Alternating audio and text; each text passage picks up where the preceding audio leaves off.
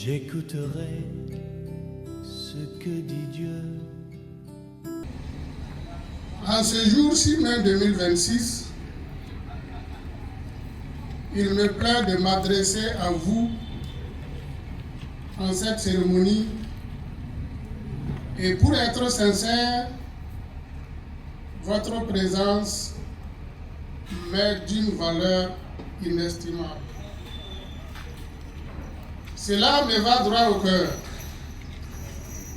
que vous ayez accepté, malgré vos agendas chargés, de prendre part à cette cérémonie. Ce qui, pour moi, est un signe d'honneur à moi-même et aussi un attachement à l'esprit du livre dont le titre est Mentalité de développement en Afrique subsaharienne, les combats de l'Alliance des États du Sahel. Kambou Banlo est né le 16 novembre 1979 à Bakoura, commune de Yolo-Nioro, province La Bouguiriba dans la région du Djoro au Burkina Faso. Ancien sous-officier de gendarmerie, l'auteur a une large et profonde connaissance en politique sécuritaire, renforcée par des responsabilités professionnelles dans de nombreuses sociétés minières et dans le milieu caritatif. Se considérant comme autodidacte, Kambou Banlo reste toujours passionné par les questions géopolitiques mondiales et tout ce qui concerne le développement économique, la diplomatie militaro-sécuritaire. Polyglotte, il parle couramment le djoula, le lobiri, sa langue maternelle, le français, le dagara, l'anglais et le moré. Très mordu par les actions patriotiques, il entend s'abreuver constamment d'idéologie révolutionnaire. La situation de spoliation et de misère constante interpelle sa conscience. C'est pour cette raison qu'il a mis à notre disposition cet essai politique. Panafricaniste, il rêve d'une Afrique forte, unie et prospère. Pour évoquer l'historique de ce document, je dois dire que j'ai commencé sa rédaction en 2006. Pour des raisons de contretemps et même de paresse intellectuelle, le projet d'écriture s'est ralenti après la page, disons après 47 pages.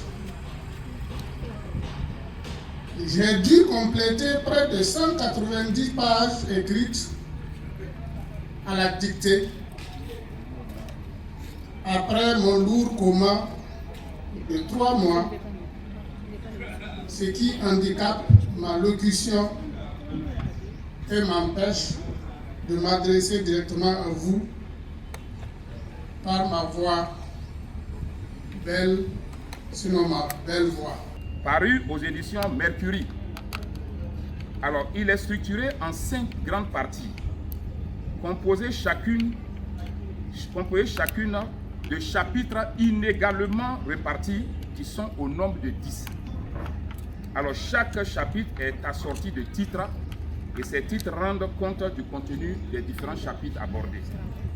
Alors, l'ouvrage dans son ensemble traite de la nécessité pour l'Afrique, notamment les pays de l'Afrique subsaharienne, de changer de mentalité pour se tourner résolument vers un sincère et réel développement. L'ouvrage est essentiellement dédié à ses parents défunts. À la page 13, vous trouverez cela. De la page 15 à la page 16, on a une préface signée conjointement par M. Milogo Thierry, qui est l'éditeur de l'ouvrage, et de Jonas Yen. Les pages 17, 18, 19, 20, 21 et 22 sont consacrées à une introduction dans laquelle l'auteur évoque très clairement la situation très peu réalisante de l'Afrique, surtout celle située au sud du Sahara. Pour des raisons sans doute d'honnêteté intellectuelle, il propose en fin d'ouvrage, page 219 à la page 223, une bibliographie bien fournie, ainsi qu'un glossaire aux pages 225 et 229 afin d'aider le lecteur dans son parcours de lecture. Un sommaire est également proposé, ainsi qu'une page de remerciement adressée à tous ceux ou celles qui l'ont soutenu dans son projet d'écriture. En quatrième de couverture, la quatrième de couverture, c'est ce que vous voyez là. Il prend le soin de donner une petite note biographique ainsi qu'un bref aperçu du contenu de l'ouvrage. Pour ceux qui ont déjà l'ouvrage entre les mains, vous allez voir qu'il y a un petit résumé de l'œuvre. L'ouvrage s'achève bien entendu par une conclusion. La première de couverture, c'est celle-là que vous voyez, que je vous présente. Quant à elle, présente le titre de l'ouvrage et le sous-titre, les combats de l'Alliance des États du Sahel. Et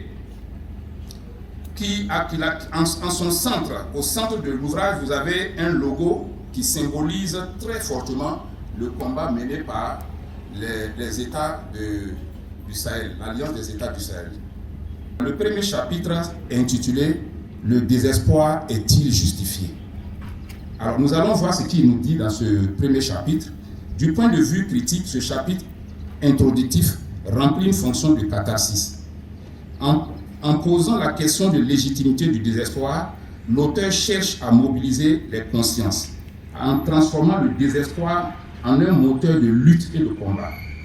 Autrement dit, recentrer le débat sur les mentalités actuelles.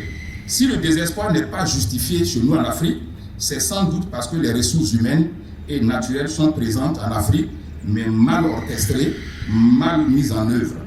Ce chapitre sert d'une façon générale de tremplin au reste de l'ouvrage.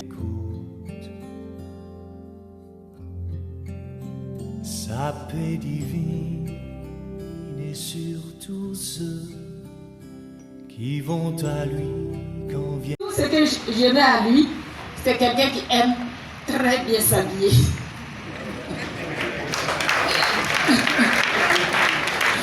Toujours avec ses chemises blanches, il marche quelques mètres. Quand il voit la poussière sur ses chaussures, il a toujours son lotus qui est dessus. Et vraiment, je dis merci au Seigneur. Étant aussi gendarme, j'ai vu comment aussi il excellait. On sent que vraiment c'est quelqu'un qui se donne vraiment pour ce qu'il fait. Parce qu'il aime l'excellence, il aime vraiment ce qui est bien fait. En famille aussi, on voit que c'est quelqu'un... Bon, il écoute, en tout cas, les mamans, il écoute vraiment les mamans. Et avec nous, les frères et sœurs, c'est toujours couteau tiré. Parce que quand ça ne va pas, on se chauffe en tout cas. J'ai beaucoup appris avec lui. Le service nous a souvent éloignés l'un de l'autre, mais on est toujours restés en contact. Je me rappelle les attentats du 11 septembre aux États-Unis en 2001. On était en pleine formation. Bon, ça s'est passé en fin de matinée. Mais comme nous, on était dans le show de la formation, c'est autour de minuit, on a eu la paix et quelqu'un a capté RFI, on a entendu. Dès que RFI a parlé de ça, on était sur le point de dormir. RFI a donné l'information, il s'est levé, il a secoué le lit. Que voisin, tu dors? Non, j'ai dit non, je ne dors pas. Que tu as entendu? J'ai dit oui. Que dans les jours à venir, tu vas entendre un nom. Oussama Ben Laden. Et je pense que ça passe de commentaires. Chaque fois que je venais à Ouaga, c'est lui qui m'a toujours hébergé, avec le colonel qui était aussi toujours à l'université. On dormait sur le même lit à 3 quand je venais à Ouagadougou ici. On a fait beaucoup de choses ensemble. Je m'étais toujours posé la même question. Qu'est-ce que ce mec-là est venu chercher à la gendarmerie? Il est très critique. Pas la critique facile, mais la critique constructive. L'œuvre qu'il vient de publier, c'est vraiment avec une grande admiration que je salue cette publication. C'est le fruit d'un travail rigoureux, voilà, d'une réflexion profonde, mais également d'une rigueur intellectuelle. Alors, je suis convaincu que cet ouvrage-là va contribuer certainement à l'éveil des consciences et également à la promotion de la connaissance dans ce pays et même au-delà. Alors je me rappelle, M. Yen vous a fait comprendre que cette œuvre a commencé, ce n'est pas aujourd'hui. Moi j'ai lu au moins 2 paragraphes de cette œuvre il y a plus de 15 ans. Wow. C'était en 2010. Et ça peut être traîné, mais enfin aujourd'hui, l'œuvre est une réalité. Le pasteur ne dira pas le contraire. Et surtout ceux qui vont à lui quand vient le doute. Fidèlement, je veux le suivre. Je veux marcher dans ses sentiers. Il est la main qui me délivre de la folie de mes projets. Ta bienveillance, ô Éternel, vaut mieux que tout ce que j'ai vu. Ma délivrance est sous ton aile, sur le rocher de ton salut. Ta bienveillance, ô Éternel, vaut mieux que tout ce que j'ai vu. Ma délivrance est sous ton aile, sur le rocher de ton salut.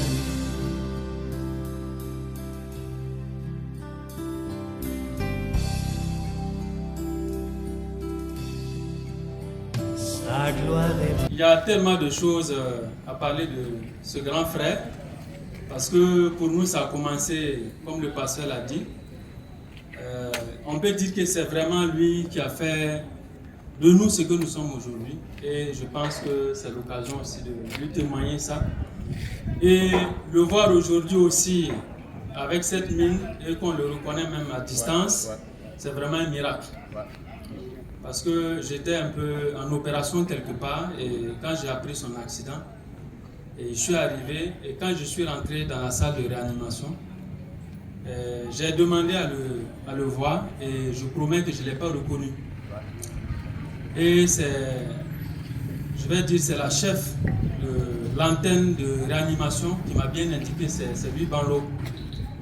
Voilà, et je pense que ce jour-là, j'ai quand même fait une prière, et il m'a fait un témoignage aussi quand il a repris ses esprits. Il m'a dit qu'il sentait qu'on était là, et à chaque fois que nous venions, même s'il était entre la vie et la mort, il voyait toutes les personnes qui venaient et les différentes prières qu'on faisait, même quelquefois les échanges que les gens ont lorsque on est à ses pieds.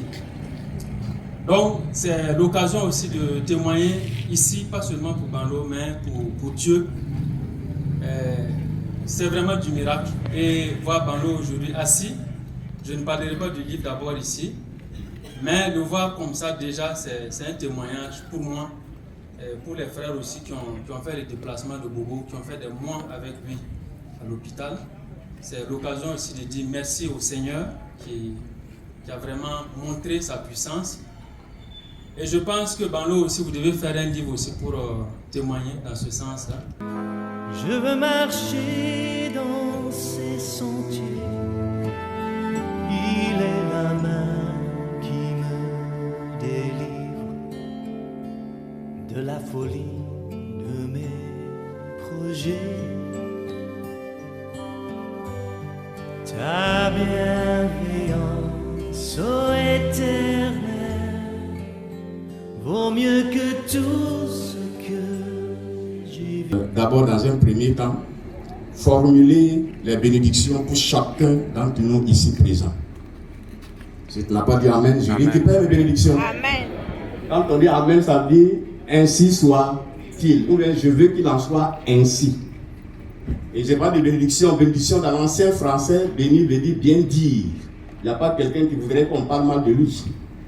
Donc, j'ai dit, chacun va repartir avec quelque chose de neuf ici, Amen. Dans sa maison. Amen. et la paix va t'accompagner partout. La paix est retrouvée au Burkina Faso, la paix est retrouvée dans l'AIS.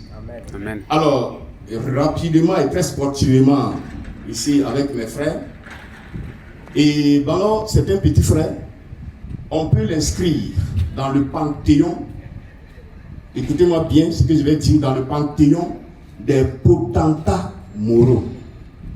Un potentat A. Tu regardes là-bas, tu veux savoir ce que ça veut dire un potentat.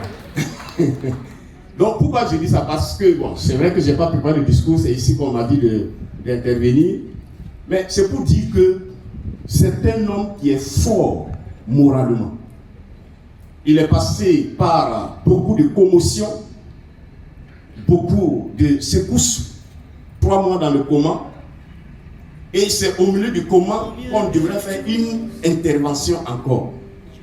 Et je me rappelle de ces jours, j'ai dit à la dame qui est venue pour l'amener au bloc, j'ai dit, chère dame, c'est mon petit frère, il me coûte très cher. J'ai dit à cette dame, c'est mon petit frère, il me coûte très cher, il faut me le ramener. Et ma prière vous accompagne. Quelqu'un qui est dans le coma, et il faut faire une intervention chirurgicale, avec tout ce que vous connaissez comme l'anesthésie et tout ça, c'était très très très difficile. Et j'étais là, et c'est vrai, j'ai prié, j'ai compté sur Dieu, en tant qu'homme de Dieu, avéré, bien sûr. Dis Amen pour moi. Amen. Et je croyais à ma foi et à ma prière, mais j'étais humainement impuissant devant cette situation, parce que si je pouvais l'empêcher de rentrer au bloc, j'allais le faire. Mais pourquoi quand j'étais assis et je lisais déjà un peu quelques pages du livre, j'ai pris pour moi un des passages. Si tu n'as pas encore pris, il faut prendre. Ça ne coûte rien, c'est 8000 francs CFA. Nous sommes très surpris. C'est vrai qu'on a beaucoup échangé depuis le début avec lui. Mais la profondeur des sujets qui a été développée, c'est vraiment touchant. Voilà, quand on écoute les 10 chapitres, c'est comme si vous étiez avec nous vers les années 2020-2022. C'est étonnant. Je pense qu'à partir d'ici, nous allons pouvoir dire à la personne qui convient un peu le contenu du livre et on espère que vous allez retrouver rapidement toutes les facultés, que probablement un jour vous rencontrez aussi quelqu'un pour développer davantage. Je vous remercie pour tous aussi pour la mobilisation. On voit que en tout cas, les gens sont sortis, les gens sont intéressés. Nous prions que chacun bénisse le Burkina parce que c'est ici seulement que nous pouvons nous développer. Et si chacun aussi peut penser à la question suivante, qu'est-ce que nous pouvons faire pour améliorer le Burkina Faso? Je pense que le livre du grand frère développe un certain nombre de propositions que chacun de nous, à tous les niveaux, les jeunes qui ont 2 millions, ce n'est pas la peine de partir de l'autre côté. Restez, ouvrez une entreprise, faites développer le génie chez vous. Il y a plein de marchés qu'on peut encore avoir ici. Les 2 millions, 3 millions que vous prenez pour traverser, nous on a étudié chez les Blancs, ce n'est pas un problème. C'est ici qu'on va se développer, c'est ici. Donc les 3 millions que vous prenez pour aller en Algérie, traverser jusqu'à Olala, pour être là-bas, des gens qui ne seront jamais respectés, c'est mieux de prendre ça ici, d'ouvrir une entreprise avec 3 millions et vous serez un chef. Donc je voulais terminer par ça. Victoire au Burkina Faso, la patrie ou la mort, nous vaincrons. Quand je lisais quelques pages, et j'ai vu, si il n'était pas sorti du bloc, on n'allait pas avoir ces idées constructives. Parce que c'est vrai, pour ceux qui ne l'ont pas connu et qui l'ont vu aujourd'hui comme ça, c'est un homme de verbe. C'est là-bas qu'on discutait beaucoup. Parce que quand il peut faire une phrase et tu ne vas rien saisir, parce qu'il va aligner, n'est-ce pas, des vocables, que souvent c'est très difficile. Mais quand on se retrouvait, on s'entendait sur beaucoup de choses. Mais si certaines choses que je ne vais pas énumérer ici, on ne s'entendait pas. Parce que c'est un homme très intelligent qui a fait 5 ans à l'école primaire. Parce que quand je parle comme ça, ce n'est pas une connaissance de loin. On a partagé la même chambre, le même lit. Donc je le connais très bien. Il est né devant moi. Donc, et il a fait 5 ans à l'école primaire. Il a fallu vraiment qu'il sorte de ce bloc pour que nous puissions voir ces jours. Et personnellement, je tiens à donner toute la gloire à mon Dieu, créateur du ciel et de la terre, le propriétaire de l'homme, le détenteur de la vie de tout homme, qu'il a non seulement gardé dans le bloc qu'il a sorti. Et quand la dernière fois quand il était chez moi, vous savez, c'était un peu comique. Et bon, quand on a pris pour mettre dans le véhicule, il me dit, grand frère, je suis devenu en lobby quand de Diamana. C'est-à-dire, je suis devenu un chef, parce que c'est un chef qu'on prend pour mettre dans le véhicule. Donc on a souri et puis voilà, on s'est taquiné comme ça. Et puis et nous rendons grâce à Dieu parce que ce jour est venu. Et là, il nous a annoncé ça à la maison parce que ma femme aussi est écrivaine. Ils sont taquinés avec ma femme. Dit bientôt il va faire sortir son livre. Et franchement, j'ai pris que ce livre, n'est-ce pas, comme a dit ma fille Gladys, que ce livre traverse les frontières, traverse les mentalités détournées, détruit ces mentalités parce que moi, en que j'étais pionnier de la révolution, je suis un révolutionnaire. Et quand j'ai lu ce livre, c'est pourquoi je dis qu'on s'entend sur beaucoup de points, les mentalités vont tomber et l'Afrique va revenir à la première place. Tu n'as même pas dit amen, ça m'a énervé quoi. Mais j'ai contenu mon énervement. Donc l'Afrique va reprendre. Parce que partout où je vais, que ce soit en Europe ou aux États-Unis, j'ai dit, nous allons venir vous dépasser parce que nous connaissons ce qui vous a mené à ce niveau de développement. Mais l'Afrique a beaucoup plus à montrer que vous. Et c'est pourquoi les mentalités sont tombées et nous avons récupéré notre place. Et en lisant ces livres, nous allons voir beaucoup de choses qui vont outiller, n'est-ce pas, à aller dans ce combat parce que nous croyons que c'est le combat de nous tous. Alors, chers petits frères, alors beaucoup de courage encore pour d'autres éditions parce que nous croyons que tu ne vas pas t'arrêter dans ce bon chemin et tu vas retrouver, n'est-ce pas, ton langage. Il est très éloquent en parole, n'est-ce pas, il est très éloquent et tu vas retrouver, n'est-ce pas, cet usage. Moi, j'ai prié pour ça et il en sera ainsi.